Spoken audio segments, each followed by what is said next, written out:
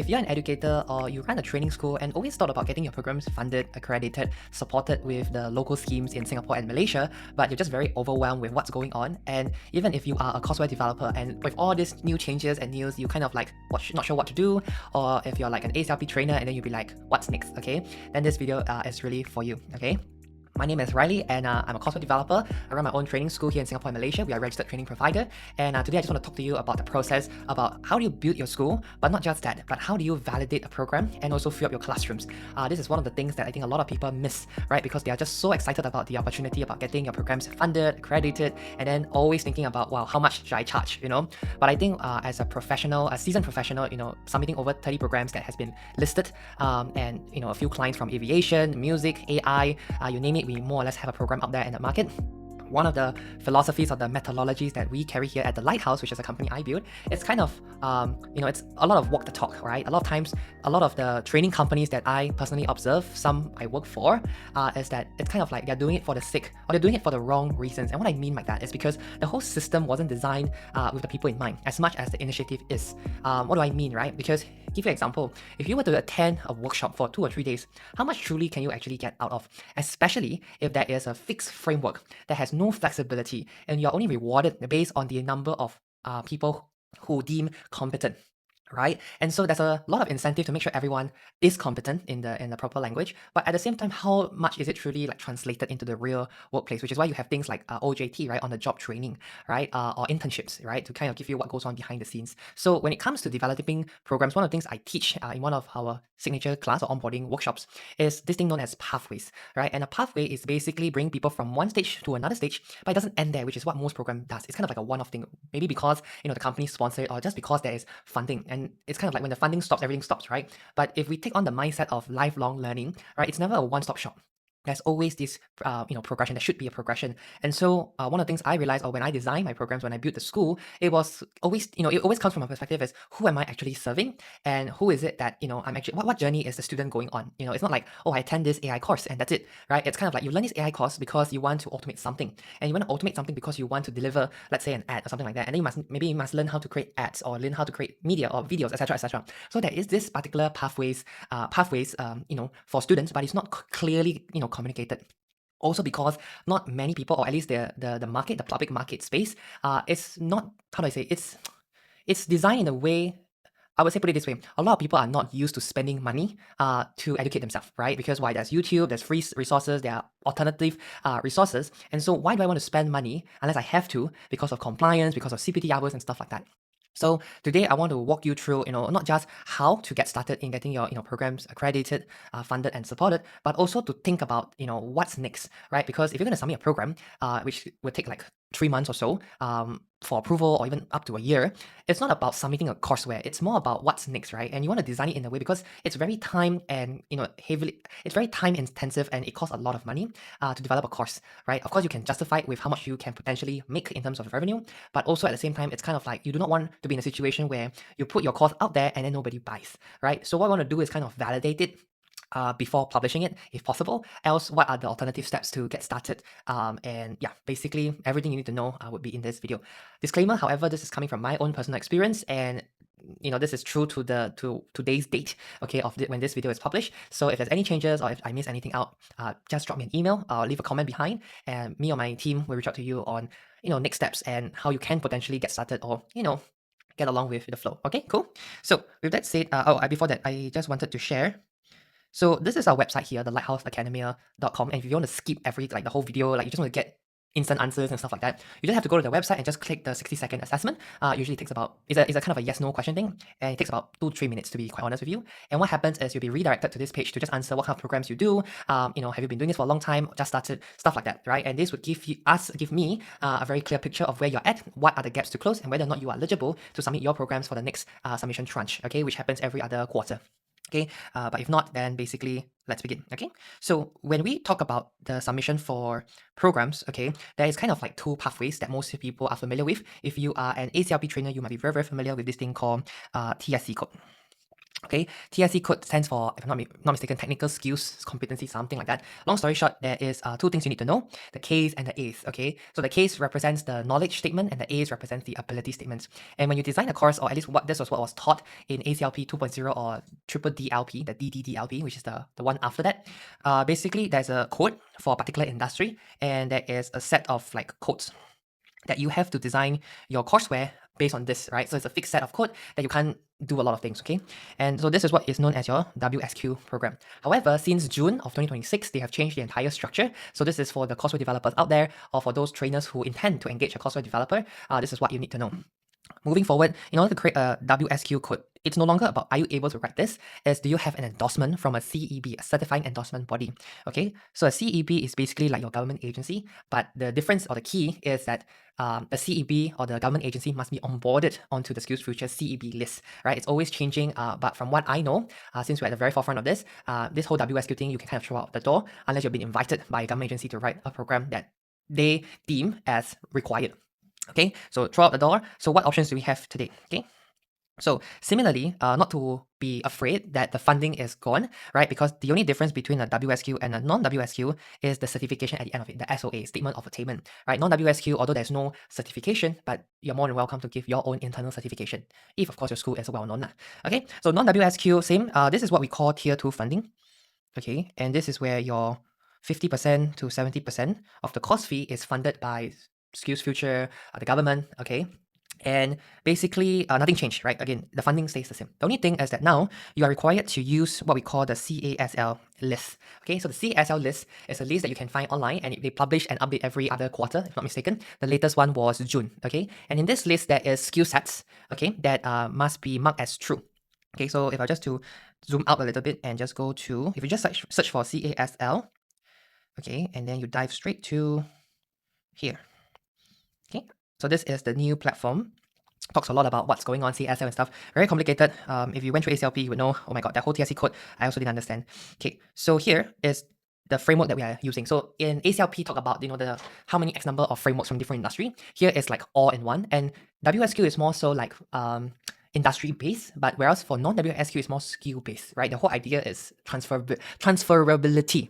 Okay, wow, that word very cheap for me. Okay, so in other words, it's kind of like, can this skill be applied to multiple different job roles? So when we design a course, it's based on this framework. So if you click on this, of course, you'll be redirected to this little, very complicated Excel sheet. Where is it? There it is. Okay. So in this Excel sheet, basically, if you look at all the funny stuff, all you need to know is this thing, CASL skill. You will see two options, right? False and true. So using AI, we found out there's only like 300 CASL skill that is true.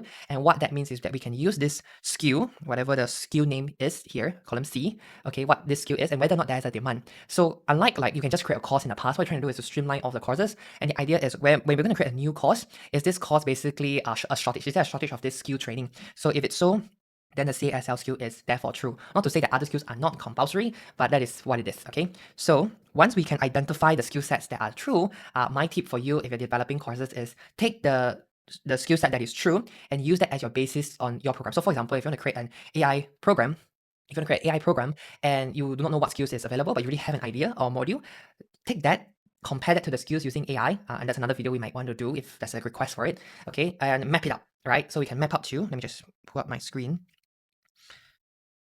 So if let's say the CSL skill is true, so let's just say C1, okay, let's call this C1.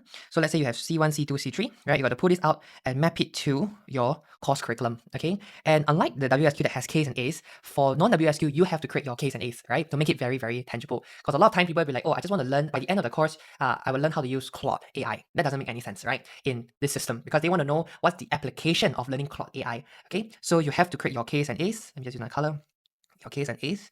And then, of course, if you're familiar, if you are a trained ACLP person, you would understand terminologies, but like learning units, learning outcomes, which are two separate things altogether. Okay, so once you can create all this, this is where I come in as a courseware developer, or if you are a courseware developer, you need to take the latest course proposal and submit this as a course, okay? So this is kind of for like a big overview for Tier 2 funding, SkillsFuture. Of course, if you were to look up the website, on the requirements, let me just put this up really quickly, okay? If you want to become a courseware, if you want to become a RTP, registered training provider, and some people use the word ATO, approved training organization, so they use it very interchangeably. Okay, you need to go under this one under plan course, OR and apply OR. Okay, and one of the things that people unfortunately do not know, and this is something that I think it's a interesting gatekeep, because it's not easy to get in, but once you're in, then it's kind of like you're one step into the door. That is why it's so hard to get in, right? The trust, the accreditation is really what you're getting in by doing all this.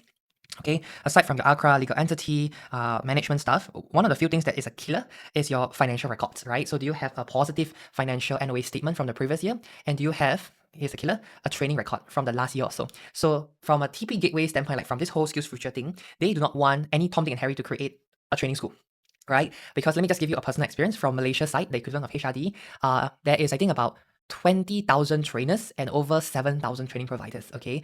Most of the trainers are the training providers themselves because they're solo, right? In Singapore, we have about 10,000 trainers, slightly under 600 training schools, okay? So you can see like the whole demand supply is very crazy if they don't gatekeep this. And if you ask me, personal experience from Malaysia side, unless you are somebody, you have a personal brand or you have a sponsor, it's very hard to penetrate the Malaysian market. Also because if you look at their data and numbers, 70% of their courses have to do with manufacturing, manual labor kind of workshop, safety, mechanical licenses, etc., etc. So if you are doing like soft skill, you fall into the very, very small, less than 10% if I'm not mistaken as well. Okay, so coming back to this one, this is kind of your initial, like if you don't have this, you don't even have to think about getting your SkillsFuture Tier 2 funding and stuff. But then what's the alternative? Okay, so I'm going to talk about the alternative.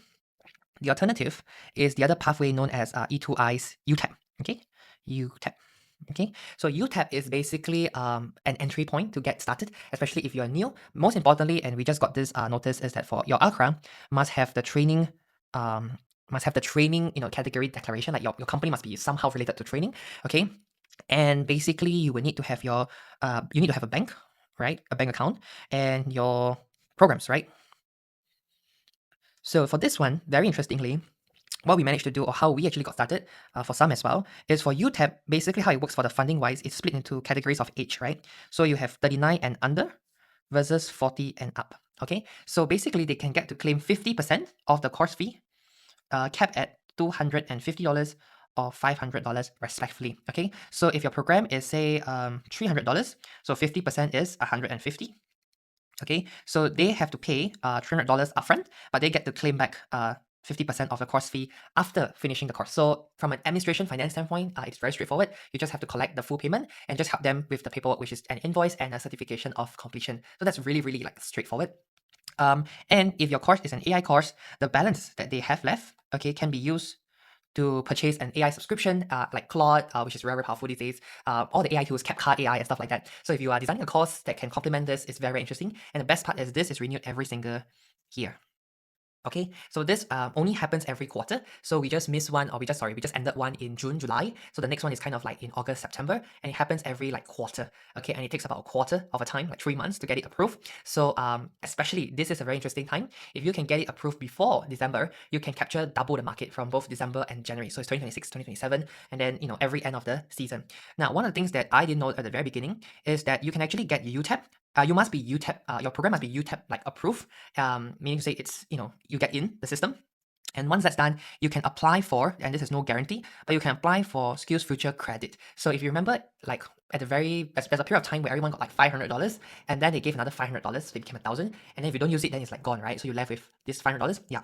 So this is what we call the $500 opening credit, right? So this is different from the tier 2 funding. Okay, different from this. So if this program is like 1,000, let's say if you are 40, you attend this, so the government on SkillsFuture covers 70%. So this $300 is what's payable.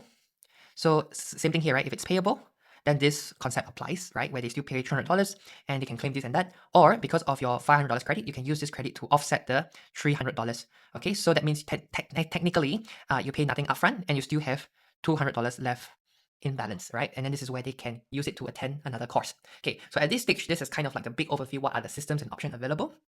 For the SkillsFuture Credit one, personally, my suggestion is to engage a courseware developer. This is something that we do and we specialize, because they, especially if you are looking towards getting into the whole tier 2 thing, you have to build your foundation from scratch. So you have to be able to prove in this tier 2 thing that you have a clear outcome, you have an assessment component, even though it's not required from here, but this would set your foundation towards building the tier 2 funding, right? And that's the big game. That's kind of the ultimate goal. Okay, so yeah, again, if you're interested in this, all you have to do is just go to the website that we have, the Lighthouse Academia.com, this one. okay, and then just click on book a discovery call, or either way, you have to go through the yes no thing, and I or my team will go through what you have, and we'll guide you through whether or not this is something that that's actually possible to do. As much as it's very cliche to say that AI is the way to go, one of the things is, can you differentiate yourself from every other person? And that's something that we want to discover. Okay, so that's that for this first part of the video. Okay, second part of the video, I want to talk a lot about the progression in terms of what we mentioned earlier. How do you fill up classrooms and what's next? How do you design a course, not for the sake of designing a course, but next steps? You know what I mean? So this is what we call pathway. Okay, and so let me just put this is against time and outcome, okay, or results. So imagine that you have different markers, and of course, this is kind of where people want to be at, right? They want to get better, and it takes time to do so. So I'm going to call this, like, this is like checkpoint 1, R1, R2, R3. So it stands for like results 1, result 2, result 3, or kind of like what's the outcome that they want to get, okay? So if you're going to do something like this here, what is the ultimate place that they want to be, right? We call this becoming the sage. So a sage is someone who have something that people don't have but want to have. So in my scenario, in my case, is people the people that I serve wants to have a training provider. Oh, sorry, I realized you can't see this. So right here, so a sage. Okay, so a lot of people want to have what I have, but they don't have, which is a training provider, because it provides me the leverage, the credibility, and the skill to do certain things that most people don't get to do, right? But because I have certain qualifications and certifications, my services, it kind of buys them back time, right? But now with this spare time, what are you going to do about it, right? You want to make sure that you are doing it, at the right with the right foundations in mind, okay? So coming back to this, what I was trying to say was basically a lot of people want to get the TP, the training provider, or the RTP, as some might call it. But a lot of things is the foundations are not proper, they're not concrete enough, right? In order to build a successful school. So building the school is actually the easier part. But remember, talk about track record and stuff like that. This is kind of where it all starts. So what we realized in terms of our framework is a lot of people are not getting seen, right? They're not getting heard, and they're not getting paid. So you talk about track record, right? A track record is not just, oh, I'm just doing it for the sake of a track record. And there's a lot of people who come to me and be like, hey, can I just like do this one workshop just to clock it? Like just to clock the attendance, just to clock it. To me, I'm like, yeah, you can do that, but what's the point if you yourself don't have the experience or like the know-hows, right? So getting seen, one of the things that people struggle with is building the trust. Okay, building the trust. Okay, in terms of getting heard, it's the authority. Who are you? And getting paid, value creation. Sorry. Okay, a lot of times people don't get the whole like, so what, So how do you get seen? How do you get heard? How do you get paid? So this is something that we cover in another video. I just want to give you this perspective. It's like, okay, what's the first step? If I'm going to build trust, then that means I must build let's say a personal brand. Okay, how do I do that? Okay, maybe that's one workshop. Now I build a personal brand. How do I get heard? So how do I do, say, content creation? Okay, content creation and distribution, and say maybe production, right? Something like what I'm doing right now. Okay, and getting paid. So what is the vehicle? What's the workshop? How do I build, say, a following, right? So this is maybe more about network, okay? Network, community, leverage. Okay, and then that is another workshop. It could be another workshop, right? And then you have all the smaller things here and there. And there's one category that most people don't really talk about, and this is something I really would like to invite you. It's called getting clear. Because a lot of times people are not clear as to who they serve, right? So we call it the ICP. Who is it they serve? What's their pain point? What's the struggle? Where they want to go? Direction wise. So they're not clear as to how to get started. So as you notice, right, this is kind of like the sneak peek as to what kind of programs we already have. They fall under 4 pillars, and we have multiple programs for more niche stuff like CapCut, AI, Systemize, empathetic selling. We have one, I call it Get Shit Done. So it's kind of like, can you get all of this done within 3 days or so? It's our 3 days intensive. And if you want more info, there's a link somewhere to know more about Get Shit Done. But basically, it's a 3 days, and the best part is all our programs are funded, accredited, supported. And so, especially if you're Singaporean or if you are a business owner in Malaysia, you want to attend this course or you want to send your team, you can click on the link somewhere. There is a one-pager document where everything is in there as well. Okay, but again, coming back to this whole lesson is what? When you want to design a workshop, you want to build a company, you need to be very clear as to where you're bringing your people first. So if you are someone, if you're watching this video and you want to get your company accredited, right? This is some of the things that you need to take note, or at least I want to work with people who are clear in terms of where they want to bring their customers. Because at least for me, the philosophy is walking the talk, right? And you want to shine a light on someone else because they have no idea where to go, right? You must be able to, or have walked the journey in order to tell people here's how to go. You know what I mean? A lot of times, we receive a lot of inquiries where people say, I want to get this course accredited. I'm like, yeah, sure, of course, free money, why not? But out of ethics and out of my selfish reason, right? Which is to elevate the entire industry standard, right? Not just another training provider company, another one's just trying to suck money, right? Is what's your intention? What's the purpose? What's the ripple effect for you creating what you're doing? If you can actually impact one person's life by helping them get a job, get a new gig, close a deal because of your skill or your workshop, then I think that's something worth doing as well. And one of the things I forgot to mention, getting your programs funded and all that kind of stuff, it's nice to have. And from a financial standpoint, it's very lucrative. It sounds very juicy, but honestly, the amount of compliance, the amount of admin work that I didn't expect is a shit show. Like seriously, this is why we exist for a reason.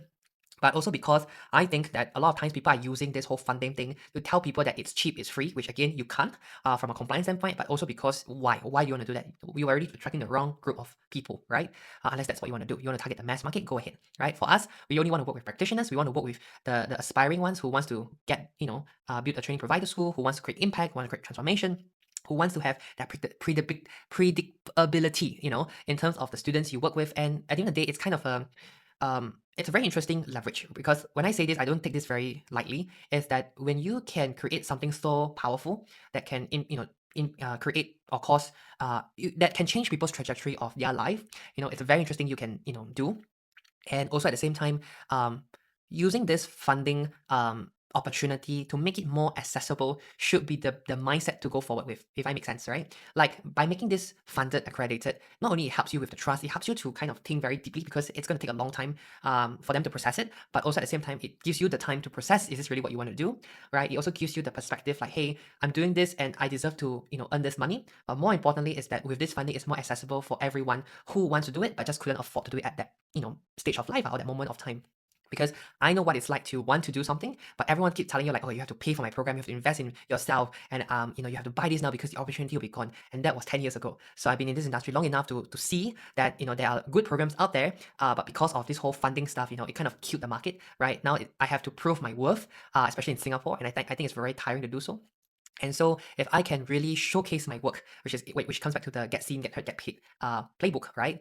If I can show people this is the results I can help you get, this is the transformation you can experience, right? And it's accessible because of the funding and stuff like that, then it should be a no-brainer to join your course. And that should be the mindset that people take forward when it comes to designing a program, not just, oh, I want to get this program funded and that's it, right? There's a lot of things that go on behind the scenes. So again, if you are ready, you're excited, what I will get you to do is go to the website, thelightthouseacademia.com, book a call with us, just fill out a very short survey, and I would love to speak to you soon. Okay, else, we have other videos you can binge watch us to kind of see how we can help you from a technical standpoint, from a very pragmatic standpoint, in helping you fill up your classrooms, building a personal brand. That's something that I love to do. And one of signature class, empathetic selling, to be able to sell without selling at all. Okay, if you have any questions, please feel free to leave your comments behind. Else, my name is Riley, and I catch you on social media or in person. My username is @theabundantRiley. You can find me everywhere across social media, and looking forward to speak to you soon.